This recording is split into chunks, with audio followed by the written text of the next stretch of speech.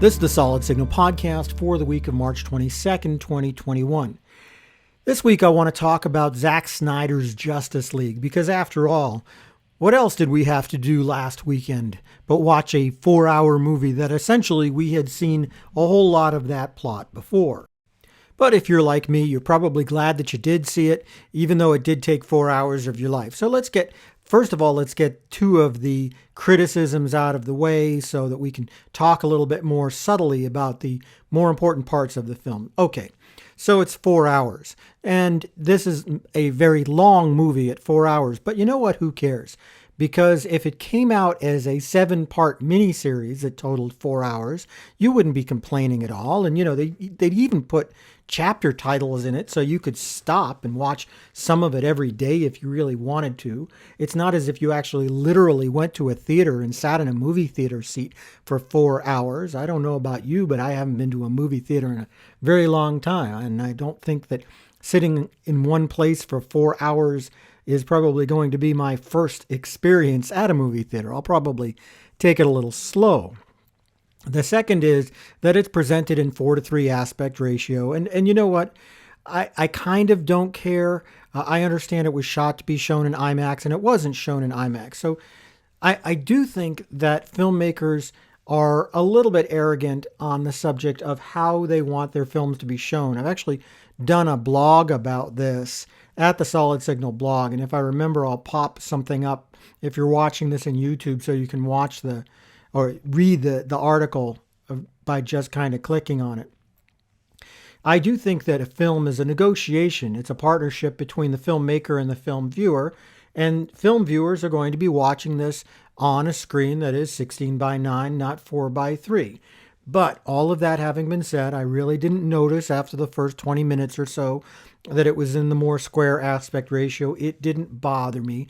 It didn't hurt me. Occasionally, every 45 minutes or so, if I got bored, I kind of wondered what was to the left and the right, but mostly just didn't care.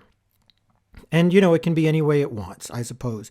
Apparently, it seems that Zack Snyder is not content with even what you've got in that, and they're going to be releasing a separate black and white version of this movie, just because 4:3 wasn't retro enough. Now they've got to make it black and white, and so everybody's going to watch it again. I don't know if I will, but at least I'll probably watch a little bit of it to see if I feel like it makes a difference. I'm not sure it will, but whatever.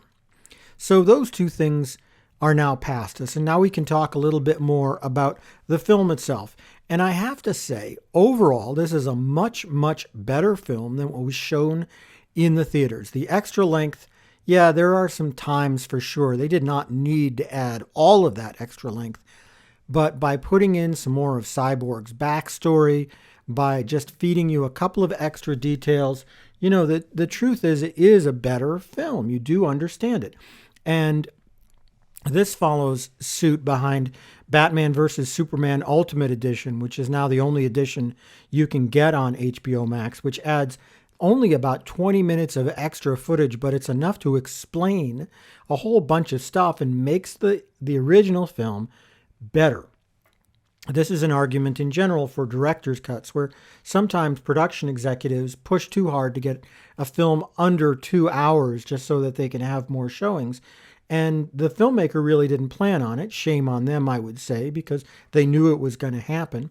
But they're forced to cut out things that really should have stayed in the film. So this is an extreme exercise in that, I gotta say. No movie was going to make it to a theater back in 2017 at 4 hours long. But it was never really going to be that way. It really wasn't. Most likely, if Zack Snyder hadn't bowed out of this film, he probably would have come in it somewhere in the high twos. Stuff would have gotten cut out to make it a little bit shorter, but also give it some degree of cohesion. Now, it is amazing how much different footage is in this film. I'm not talking about the CGI. I don't blame him for redoing the CGI, and I think that I was not unhappy with the CGI before, but it looks so much better now. But I'm talking about the original content. I'm talking about the stuff with the actual actors. It seems like about half or more of that stuff was left on the cutting room floor. That's the rumor that was given at the time anyway, and I'm certainly not surprised by that because there is so much different about this film. You understand the characters' motivations in a completely different way. And heck, there's a completely different villain that there wasn't before, and that helps you understand the characters that are in there in a completely different way. It's considerably more violent, which I'm not sure that I approve of because I think at the heart of it, comic book characters are still at least aimed partially toward kids, and there doesn't need to be quite so much profanity or quite so much really hardcore violence.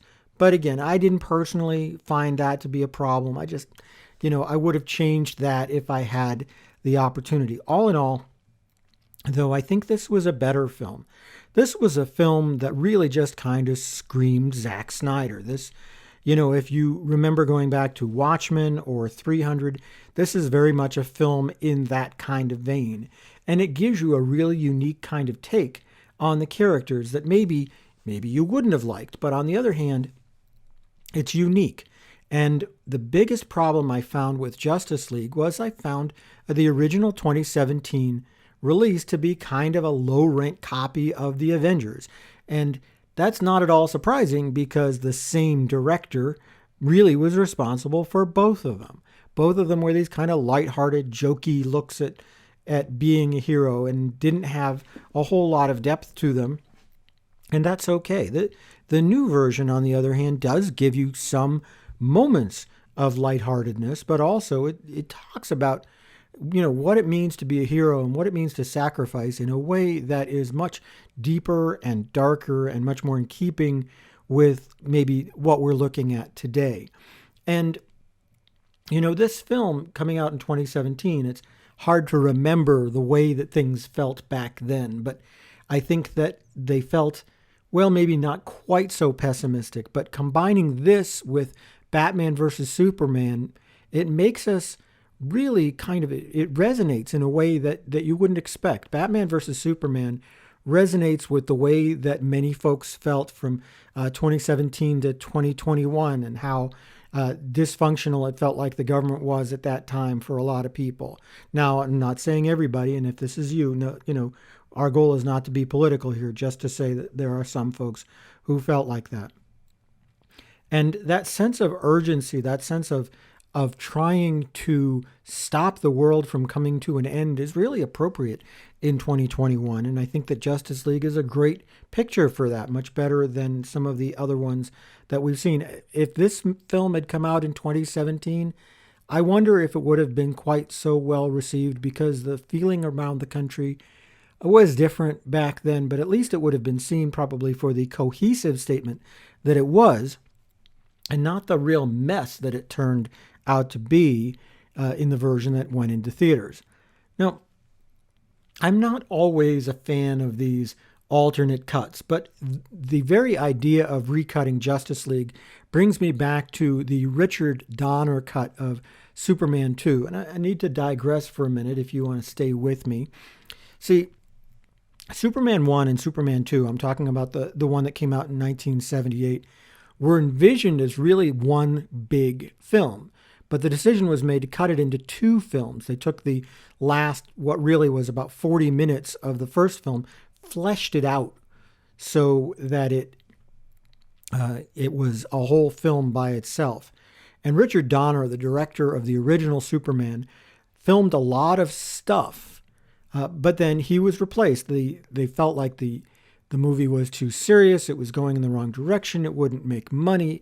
And they fired Richard Donner and they brought in a guy by the name of Richard Lester to bring in a much more comedic tone to it, which he did. And Superman 2 is still, the theatrical version, still a really good film.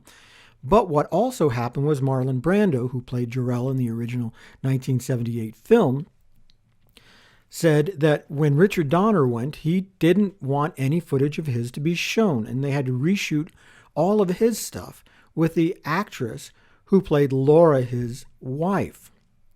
And it just wasn't as good.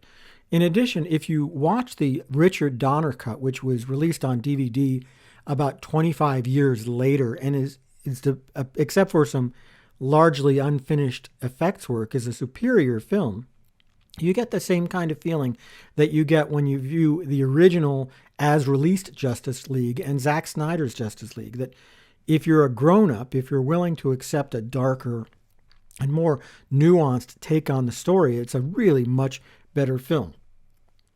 All of that said, most of the time I find director's cuts to be overblown and undisciplined. Look, you can certainly say a 4-hour film was overblown and undisciplined. It does apply here too, but for a reason. It's there for a reason, and honestly, it's just a lot better because of the way that stuff was put back in. Most of the time, director's cuts are not. Most of the time, you can look at the stuff that was cut out and say, that's probably okay why it was cut out. And honestly, when you're talking about telling a single story, an hour and a half to 2 hours is usually about the right amount of time for it anyway. It's only if you're telling multiple intertwined stories that you need more time than that. But I'll tell you, this particular film, Justice League, you are telling multiple intertwined stories. You're putting in you're putting in an origin story for the Flash and for Cyborg, and you're bringing back, Aquaman, who by this time we'd seen, the Aquaman story. You're bringing back Batman, you're bringing back Wonder Woman.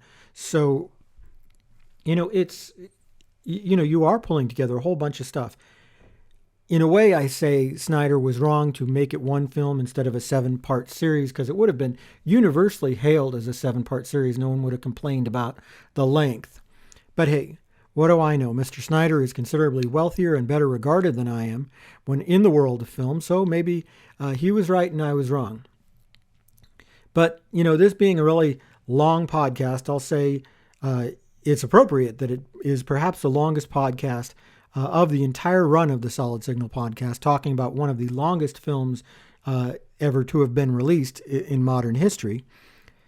But, hey, it's worth diving into this stuff. I'm a real film fan. I tend to look at film in a very critical way. I don't get to talk about it that much on this podcast, and it's a pleasure to do it.